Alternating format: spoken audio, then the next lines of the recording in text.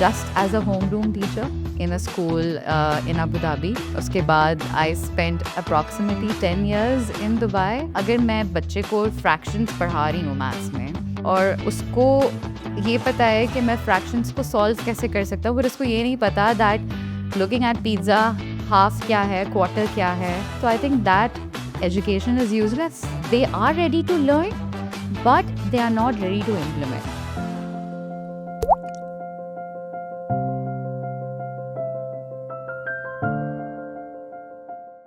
अस्सलाम वालेकुम, मैं हूं जवेरिया और ये है राइस पाकिस्तान। आज हमारे साथ मौजूद है आफरीन खान, जो एक एजुकेशनलिस्ट, प्रोग्राम लीडर और कैरियर डेवलपमेंट एक्सपर्ट हैं। आज जानेंगे उनकी जर्नी के बारे में। अस्सलाम वालेकुम आफरीन, कैसी हैं आप? वालेकुम सलाम, thank you Javeria, I am fine, आप बताएं। मैं बिल्कुल ठीक हूँ। सो स्टार्ट करते हैं फिर हम अपना पॉडकास्ट। सो आप मुझे बताइए, आपकी एजुकेशन और कैरियर डेवलपमेंट जर्नी कैसी रही और कहाँ से स्टार्ट हुई है? If I go back, education is like मेरी continuous process में चलती रही है. And career I started way back 16 years को rewind कर लें, just as a homeroom teacher in a school in Abu Dhabi.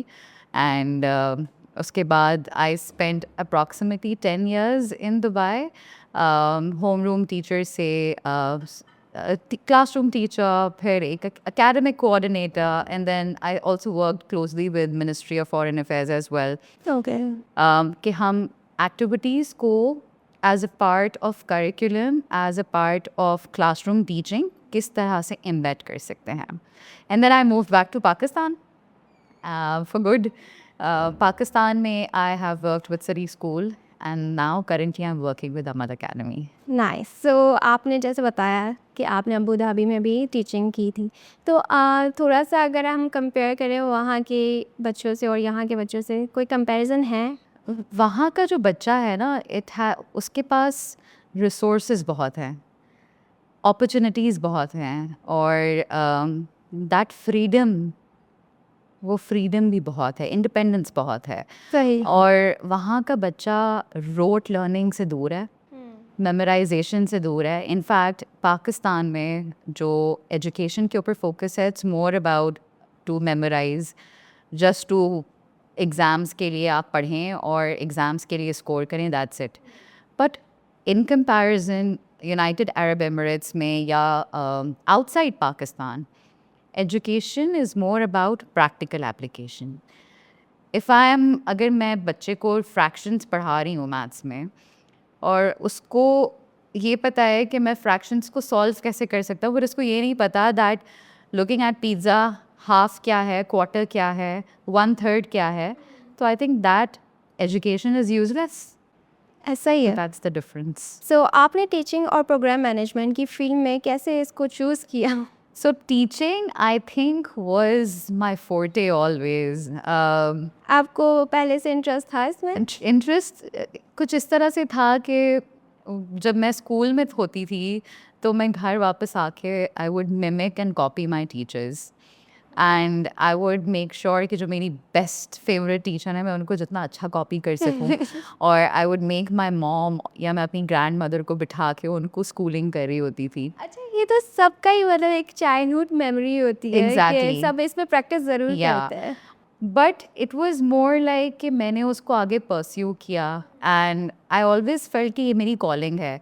और कॉलिंग के साथ साथ I used to love what I used to do. और in fact it's like when I am in the classroom, वो magic, वो aura, वो connection with students, it's difference like that I belong in the classroom. तो आप जब बच्चों को teach कर रही होती हो, उनको पूरी मतलब एजुकेशन दे रही होती हो उस तरीके से, तो आप कोई एग्जाम्पल, कोई इंस्पिरेशन स्टोरी के साथ उनको पढ़ाती हैं? क्योंकि एक ऐसी चीज़ है जो उनको बहुत ज़्यादा जल्दी समझ आती है, एक जब आपके बैकग्राउंड में एक रियल स्टोरी के साथ कनेक्ट करके उस पर्पस को समझाया जा सके. एब्सोल्युटली, बहुत अच्छा सवाल है ये. I believe, and this is what I do, कोई भी कॉन्सेप्ट किसी भी स्टूडेंट के माइंड में अगर उसको इंस्टिल करवाना है तो उसकी बेस्ट स्ट्रैटेजी, बेस्ट मेथड यही है कि you give it with and explain with relatable examples, both अच्छा और बुरा. in both the aspects, good and bad. ताकि बच्चे को पता हो कि if I am learning this thing, how it's going to help me आज से 3 साल बाद या आज से 5 साल बाद, should I still pursue it? या क्या मैं ये करूँ या ना करूँ, or maybe I should look for other thing. So that example and that storytelling is extremely important. आप देखें अगर एक टॉडलर्स के जो स्कूल्स होते हैं, जो नर्सरी और प्ले ग्रुप्स में होते हैं, तो सिर्फ जो स्टोरीज़ हैं वो नरेट करके टीचर नहीं सुना रहा होता. टीचर्स आर वो ड्रेसअप करी होती हैं. अगर आप लिटिल रेड राइडिंग हुड की एग्जांपल ले लें, टीचर्स वही रेड राइडिंग हुड के कॉस्ट्यूम में आ जाएंगी और वही बास्केट कैरी करके फॉरेस्ट का एग्जांपल स्टेज के ऊपर सेट किया जाता है. उस तरह से बच्चों को वो कहानी सुनाई जाती है. ये इजी वे होता है कन्वे तो करने दे का. Enjoy and it stage in their brain. Otherwise वो इन्फॉर्मेशन बहुत शॉर्ट में टाइम के लिए माइंड में रहेगी, अदरवाइज इट गोज अवे. ऐसा ही है. So I think storytelling element is extremely powerful rather than just standing in front of the classroom and delivering. वो एग्जाम्पल आपके माइंड में रह जाती है. Exactly. कैरियर में सबसे इम्पोर्टेंट टर्निंग पॉइंट कब आया आपकी लाइफ में? I think when I joined Amal, and because Amal mein it's my forte changed from teaching to more a facilitation role. And it was more about mentoring the youth. And जब मैंने impact देखा, जब मैंने देखा कि because of my role in their lives, I can see the impact, I can see the transformation.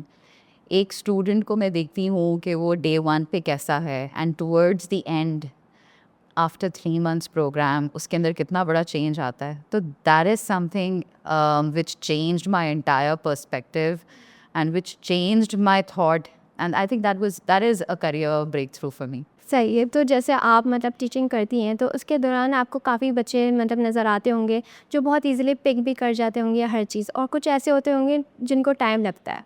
तो उनको किस तरीके से लेके चलती हैं और उनको किस तरीके से आप देखती हैं कि हाँ इसमें लेगनेस है, इस चीज़ की कमी है?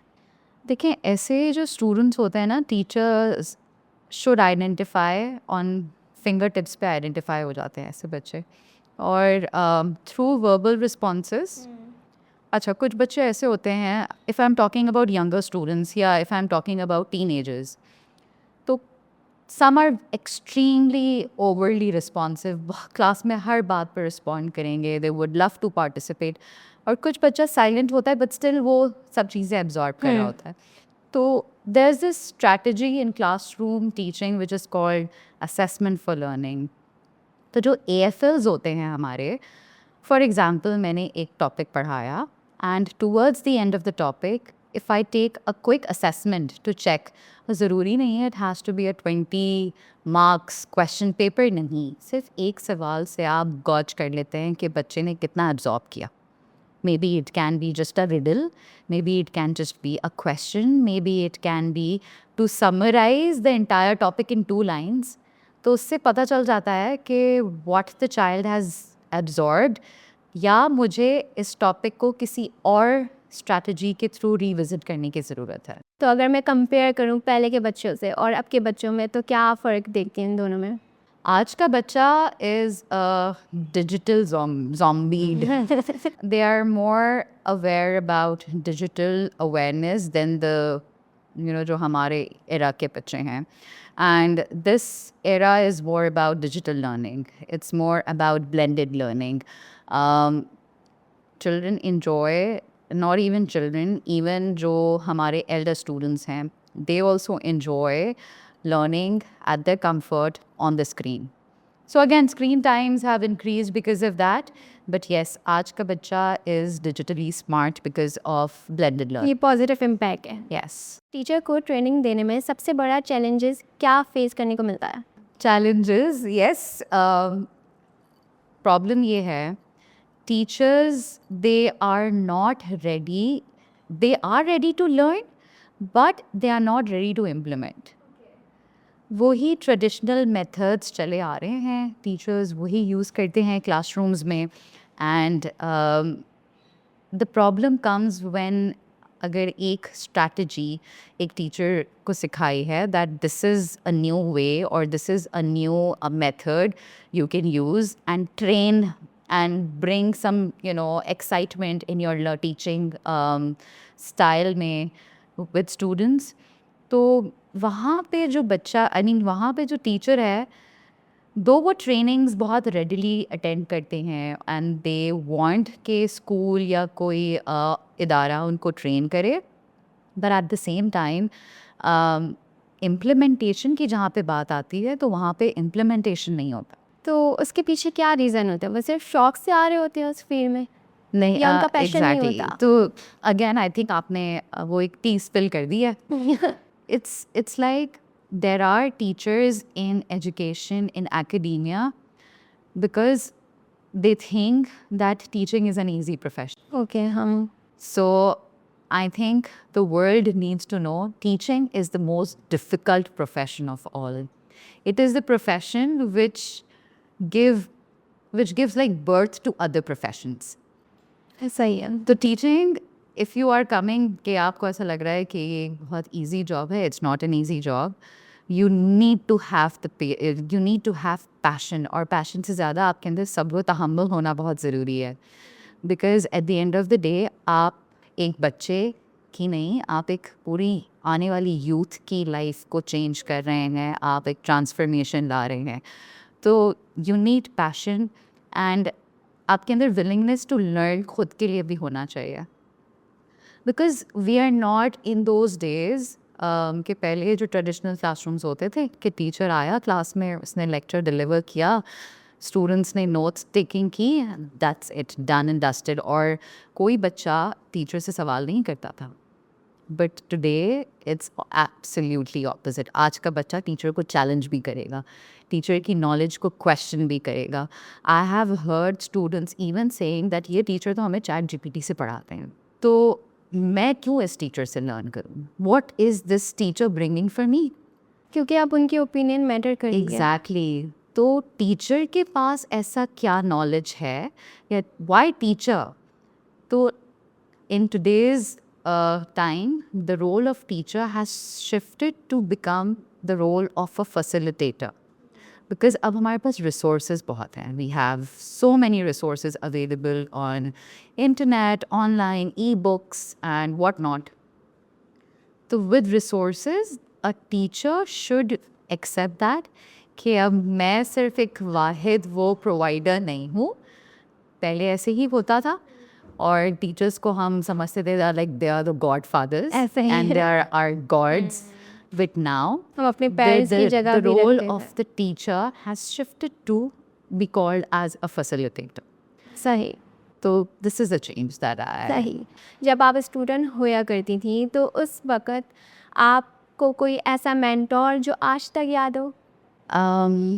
when I was in school उस वक्त कोई mentor तो नहीं था. उस वक्त तो of course whole soul everything was the teacher. But when I completed my A levels and I moved for my university studies, then I met one of a teacher, and she was not exactly my age, but a few years elder than me. So we shared a very sweet bond in a way that in classroom she used to make sure that she's in charge, but apart from classroom she would guide me, she would mentor and she would talk to me. और उनसे मैंने एक बहुत अच्छी चीज़ ये सीखी, sometimes listening is all that you can do. अगर आप किसी को सुन लें, most of the problems they finish over there.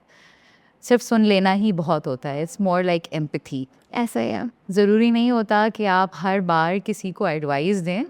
आप हर बार आप मेंटोर हैं या if I look up to you as my mentor, तो मैं यही एक्सपेक्ट करूँ कि नहीं, Javeria is going to solve my problem every time. Sometimes if I am complaining और if I am sharing my problem and you are listening, I think that also heals. आपके experience में strong teacher और effective teacher में क्या difference होता है? A strong teacher prepares well, delivers excellent lessons in the class, and comes very much prepared for the classroom बच्चों के लिए भी बहुत अच्छे से प्रिपेयर होके आती है और अच्छे लेसन्स डिलीवर करेगी. In comparison to an effective teacher will make sure that whatever she is teaching, it's also like getting uska trickle down effect हो रहा है कि नहीं हो रहा. Is the learning happening? She will be concerned कि कहीं मुझे तो reflect करने की ज़रूरत नहीं है. Sometimes maybe you are making the tea in the correct way, but maybe I'm not liking it. तो फिर जो बना रहा है उसको reflect करने की ज़रूरत है ना कि maybe I'm adding पत्ती ज़्यादा और चीनी ज़्यादा, that's why you know she's not liking the tea. तो समटाइम्स अपनी स्ट्रैटेजीज़ के ऊपर भी रिफ्लेक्ट करने की ज़रूरत है और वो सिर्फ एक इफ़ेक्टिव टीचर ही करती है. सही, ये स्ट्रॉन्ग टीचर नहीं है, ये इफेक्टिव टीचर है. एब्सोल्युटली. सो एजुकेशन सिस्टम में सबसे ज़्यादा गैप किस एरिया में है अभी तक? गैप ये है that we are not teaching students कि वो प्रैक्टिकल लाइफ में कैसे चीज़ें फॉलो करें.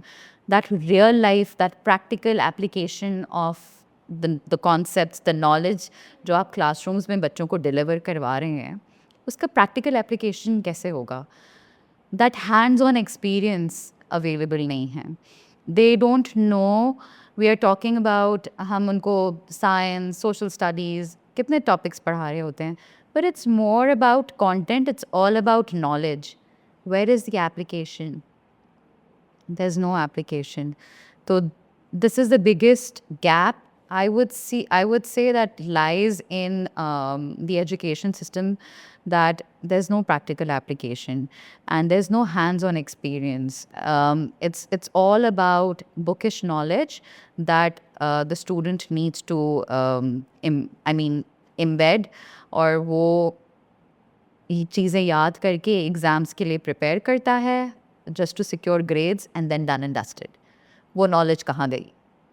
तो उसका biggest flaw आपको नज़र आता है कि once that student enters into the professional market, वहाँ पे फिर वो he or she lacks in communication, leadership, networking, collaboration में काम नहीं कर सकता, and so on and so तो forth. आप इन चीज़ों के ऊपर काम करती हैं Exactly. स्टूडेंट्स के ऊपर. Yes. तो आप मुझे थोड़ा एक्सप्लेन करें कि किस तरीके से, मतलब जब वो इंटरव्यू के दौरान जब वो इंटरव्यू देने जा रहे होते हैं तो उनको पहले से किस तरीके से प्रिपेयर किया जाता है? So Amal Academy focuses on career preparation fellowship, and it's a 3 months program, and during these 3 months हमारा curriculum इस तरह से structured है that it's all about career readiness elements embedded in it, be it interview skills, be it how to make a resume, how to write a cover letter, how to network, how to present yourself.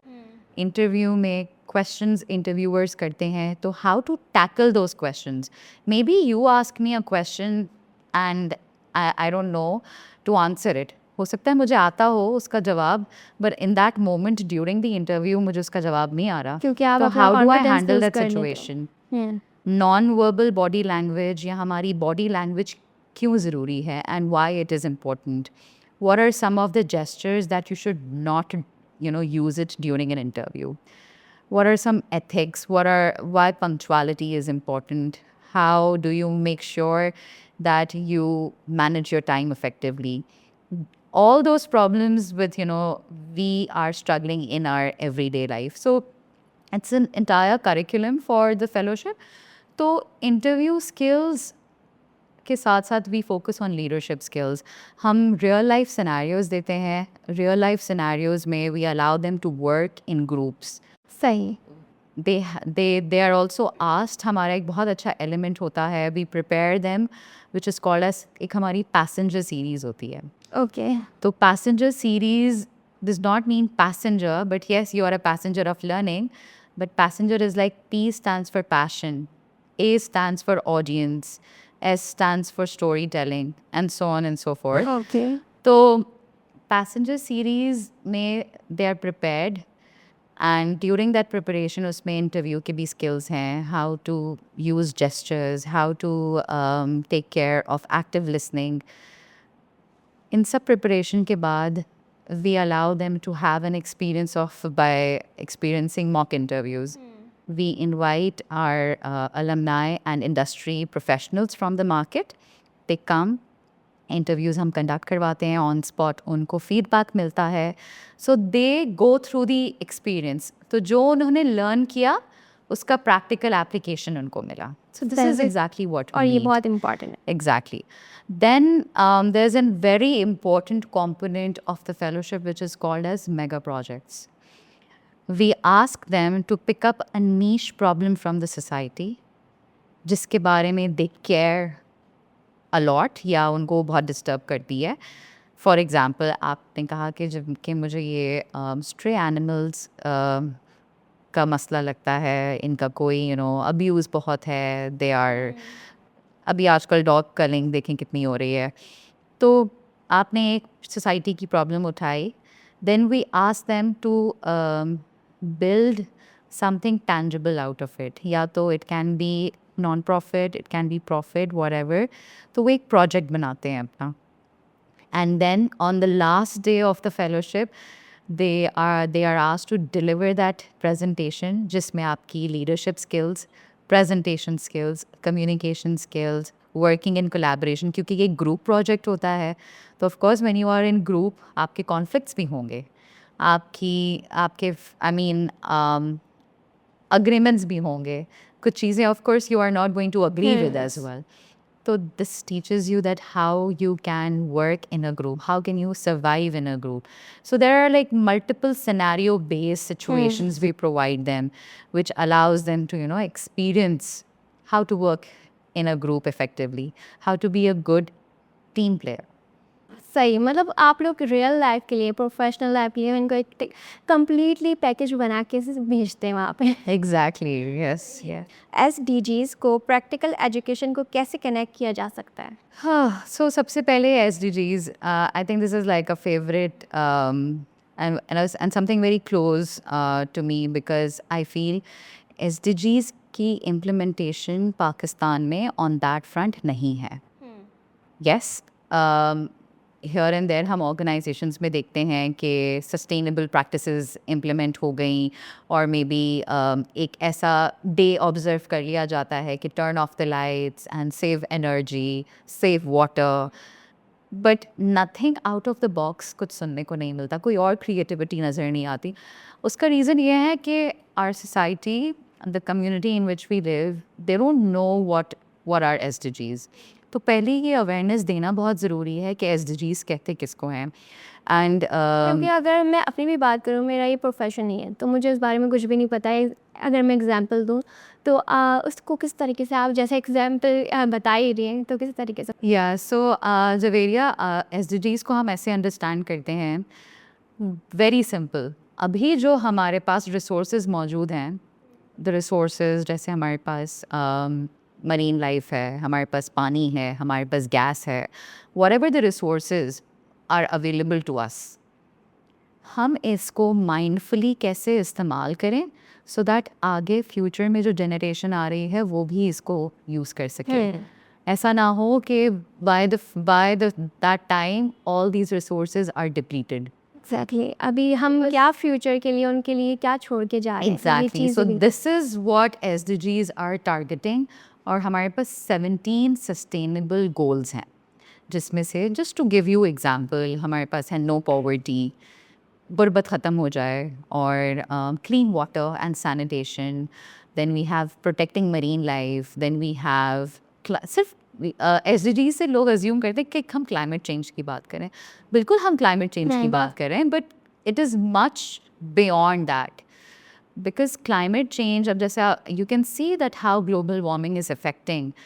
El Nino is affecting Karachi, so, I mean, in a very rapid manner. We are not experiencing rains as we experienced last year. तो ये climate change is related to SDGs, of course. तो हम अपनी existing, जितने आप देखें greenery is all gone. ऐसा ही है.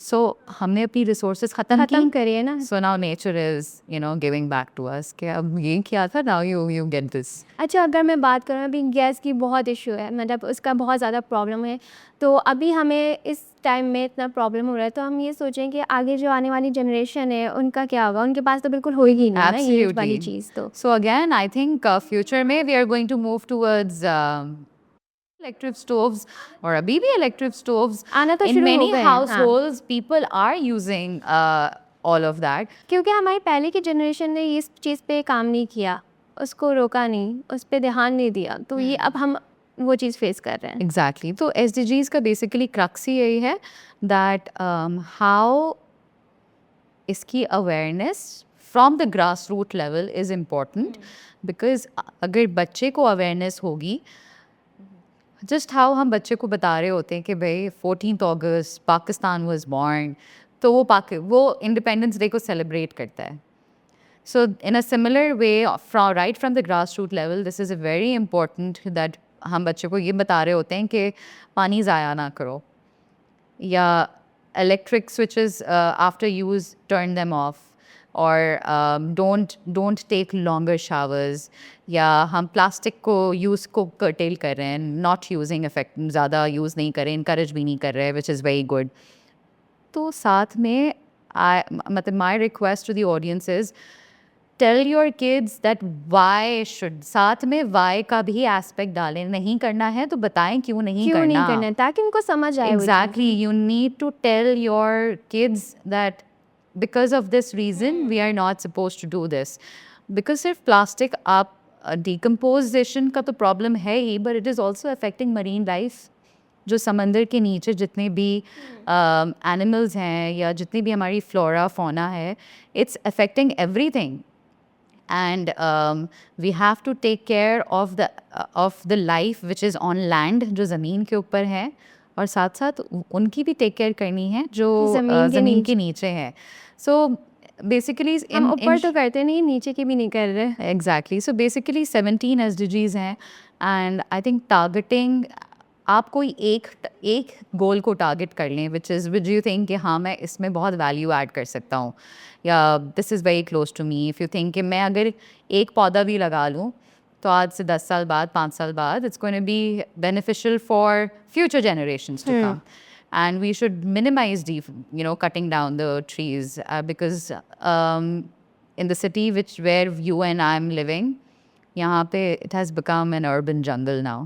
It's a concrete jungle अब now. हमारे वो सी साइड एरियाज़ ही देख लें, वहाँ पे कितनी ज़्यादा मतलब उस तरीके से गन मचाया हुआ होता है. बजाय कि हम उसको साफ़ सुथरा रखें, लेकिन नहीं होता वो चीज़. Absolutely. So एक स्ट्रॉन्ग मेंटर की सबसे इम्पॉर्टेंट क्वालिटी क्या होती है? Listening. I think empathy and listening, active listening. वो अपने mentee को he or she is going to make sure that he's present for them. Sometimes just being present and just being, there in the moment is the best quality, is like the best what you can give. Or empathy goes a long way. I think empathy का factor बहुत, rarely अब देखा जा रहा है. I think empathy needs to be there because we don't know what the other person is going through. We don't know what trauma he or she is experiencing. हमें surface level पे तो चीज़ें अच्छी ही नज़र आती हैं. As I say that everything that glitters is not gold. So similarly, we need to be mindful that just be there for your mentee, या अगर आपको somebody is looking up to you as a mentor, make sure that you are there for them as an active listener, as somebody who supports and gives them that assurance that yes, I'm there for you. अच्छा, अब मैं अगर बात करूँ पाकिस्तान में education improvement के लिए सबसे ज़्यादा इम्पॉर्टेंट पार्ट क्या होना चाहिए आगे जाके? Okay, so we need reforms in our education system regarding critical thinkers. We need critical thinkers. We need solutionaries. We need ऐसे लोग जो problem solvers हों. That is why I'm using the term as solutionaries. तो जो solutionaries हैं, we need them so that agar we know that okay, this is the problem, I know that I cannot use this road, or because there's a huddle, or there is this maybe a nala that is passing from there which I cannot, तो इसको solve कौन करेगा? So we know the problem is there, but we need a person who can actually come up with a solution that okay, this is the problem, here's the solution, let's do this. So you will see people talking about, आप social media खोल के देखें, you will see people bombarding hate comments, what not, के ये problem है, ये मसला है हमारे area में, this is happening, this is happening, this is a problem. But solutions कौन लेकर आ रहे सिर्फ हैं? नेगेटिविटी आप चला रहे So हैं. there is no solution. People are just talking. People are just like creating more problems, rather, I would say. Nobody is coming with solutions. So we need to empower the youth. We need to change the mindset of the people that you have to come up with solutions. We need problem solvers. We need ऐसे लोग, those who are like very quick in decision making. So, you know, इसके these ऊपर skills, काम करने की ज़रूरत exactly, है. and most importantly, collaboration, working together. You cannot work solo, नहीं कर सकते आप. आज तक सोलो कोई भी कामयाब नहीं हुआ है. स्टार्टिंग में तो चल जाएगा, लेकिन एट द एंड वो आप कामयाब नहीं कर सकते. Even giving an example of the mountaineers, Samina Beg, जिन्होंने माउंट एवरेस्ट को क्वेस्ट किया था, लोग समझते हैं कि उन्होंने अकेले अचीव किया. No, she had an entire team, चाहे पैरामेडिक्स हों, चाहे the people who were looking after the camp, the base camp, उनके खाने का, there was an entire team after her. So it's not even you. अगर आप आज यहाँ बैठी हैं तो आई एम श्योर आपके पेरेंट्स का कॉन्ट्रीब्यूशन, आपके फादर का कॉन्ट्रीब्यूशन, हर किसी के पीछे there is a team which is Support होती है. unseen, which is unseen, of course. And often these people go, you know, उनको कोई gratitude नहीं मिलता. So, you know, we need people who are more of people जो लोगों को साथ लेके चले, टीम वर्क को enhance करें और collaboration को promote करें. We need collaborative projects. We need projects कि आप किसी दूसरे country में यहाँ बैठ के projects को sign up करें. There are a lot of solutionaries, there are a lot of students that I know as part of sustainable programs जो क्रॉस कंट्रीज बैठ के एक दूसरे को आइडियाज़ दे रहे हैं, and they are working together to solve a problem in another country. For example, if I am saying that कि मैं किसी को बता रही हूँ and I am discussing it on a forum with let's say 50 students from different parts of the world, and I'm telling them that, you know, this is a problem of the university road which is not being solved till date.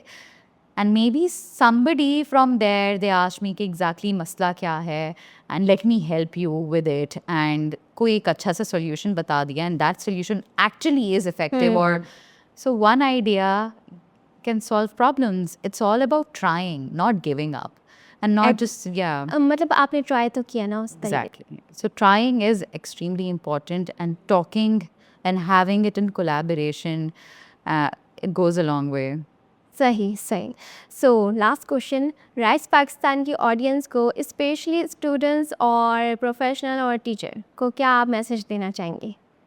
I mean, irrespective of the background that you're coming from, आपका जो भी background है, जो भी आपका like I would say your brought up is there, आपकी education, हर किसी की अपनी journey is different, and that is the uniqueness.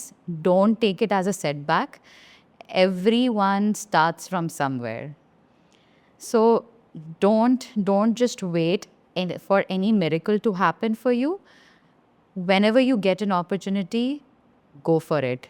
Don't overthink. Just start. Take that step. And once you take that step, automatically, you know, other opportunities are going to fall for you. It's just that, you know, consistency really matters. If you care about something, you have to show up. सही. Thank you so much Afreen for coming, और अच्छा लगा आपसे बात करके. Thank you so much for having me, Javeria. Nice talking to you. So thank you so much आपके देखने के लिए. मिलते हैं नेक्स्ट एपिसोड में. अपना बहुत सारा ख्याल रखिएगा. अल्लाह हाफिज़.